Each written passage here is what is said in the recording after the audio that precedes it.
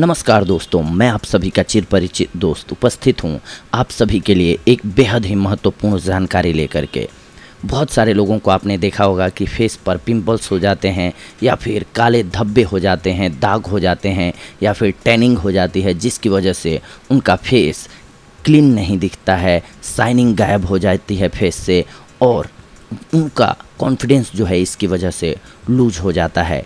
तो ऐसी समस्याओं से निजात पाने के लिए उनको समझ में नहीं आता है कि हम क्या करें। अगर बाहरी कॉस्मेटिक्स लेने जाते हैं यानी कि दवाएं लेने जाते हैं तो वो बहुत ज़्यादा महंगी होती हैं, जो कि सभी लोग अफोर्ड नहीं कर पाते हैं। और अगर आप कम पावर का यानी कि कम पैसे वाला लेते हैं तो वो इतना इफ़ेक्टिव नहीं होता है, कई बार फ़ायदे की जगह रिएक्शन कर जाता है फेस पर। तो इसलिए हम आज आपके लिए लेकर के आए हैं देशी औषधि, जिसके सहारे आप अपने फेस के ग्लो को बेहतर बना सकते हैं। और इसके अलावा जितने भी फेस पर पिंपल्स हों, दाग हों, झाइयाँ हों, टैनिंग हो, इन सब को बाय बाय बोल सकते हैं। तो नोट कीजिए जल्दी से कि इसके लिए आपको सामग्री क्या क्या चाहिए होगी। आपको चाहिए होगा चंदन पाउडर, दूसरा गुलाब जल और तीसरा विटामिन ई की कैप्सूल चाहिए होगी आपको।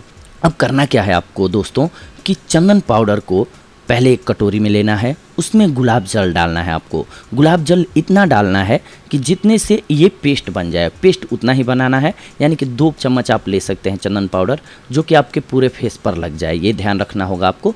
और विटामिन ई की एक कैप्सूल को खोल करके और उसमें निचोड़ दीजिए, उसके अंदर पेस्ट होता है उसको डाल लीजिए उसमें।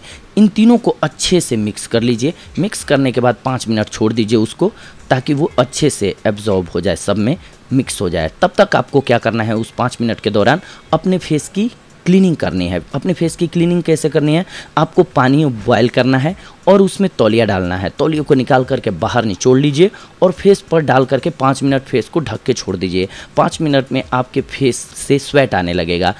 इसके बाद आपको उसी तौलिए से फेस को पोंछ लेना है, जिससे आपको क्या फ़ायदा होगा कि आपके रोम छिद्र खुल जाएंगे। और रोम छिद्र जब आपके खुल जाएंगे तो आपको प्रॉब्लम नहीं होगी।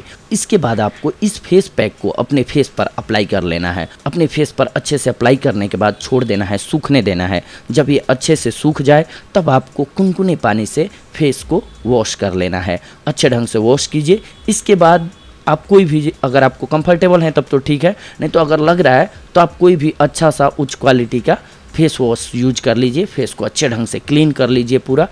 और ख़ास करके ये प्रयोग कोशिश करें आप कि रात में करें तो ज़्यादा बेहतर होगा, क्योंकि पूरी रात स्वच्छ रहेगा। मान लीजिए सुबह आप करते हैं फेस की क्लीनिंग, इससे फेस पर अप्लाई करते हैं ये नुस्खा, और फिर पुनः पोल्यूशन में निकल जाते हैं, बाहर निकल जाते हैं, सूर्य की किरणों में निकल जाते हैं, तेज़ किरणों में, तो इसका फ़ायदा आपको पूरा नहीं मिल पाता है। इसलिए आपको क्या करना है कि रात को इस नुस्खे को अपनाना है, जिसकी वजह से आपका फेस हेल्दी और ग्लोइंग हो जाएगा, आपकी स्किन फेयर हो जाएगी।